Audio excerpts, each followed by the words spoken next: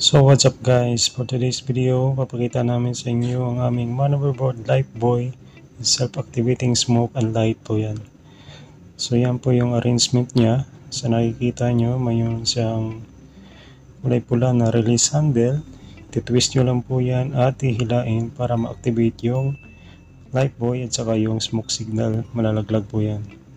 So ang primary use nitong Lifebuoy namin magsaserve as marker kung mayroong may nahulog na crew on board, no?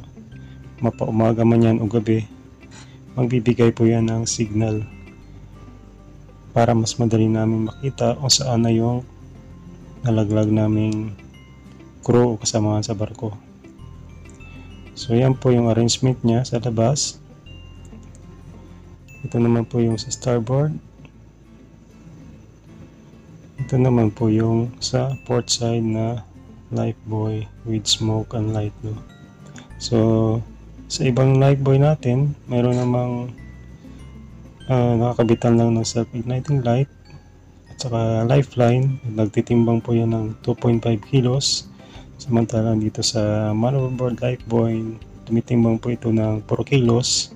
Mas mabigat po ito kumpara sa ibang Lifebuoy para ma-activate nga niya yung smoke signal, no? Mahila niya pababa. So kinuha ko nga yung aming self-activating smoke signal. Yung brand nito ay Icarus. Meron po yung light, yung kulay puti. Saka meron po yung switch, yung dalawa na yan na parang buton. So yan ay pag nabasa, mag-ilaw po yan yung dalawang nakalagay dyan na bulb. So mas maganda makita yan sa gabi. At saka yung smoke, mas makikita yan pag sa umaga. Yan yung purpose niya kung bakit mayroong smoke at saka mayroong light. Pag umaga man o panggabi, meron siyang visible na makikita natin, no? So serve as marker po kasi ito pagka may nahulog sa barko.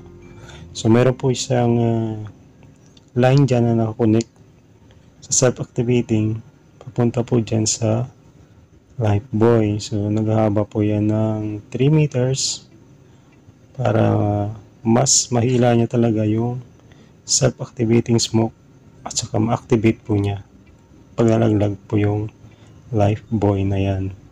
So tumatagal po ng 15 minutes ang smoke at ang light naman po ay tumatagal ng 2 hours. Makikita nyo mayroon po diyang pin, no, nakatusok dyan sa Lifebuoy.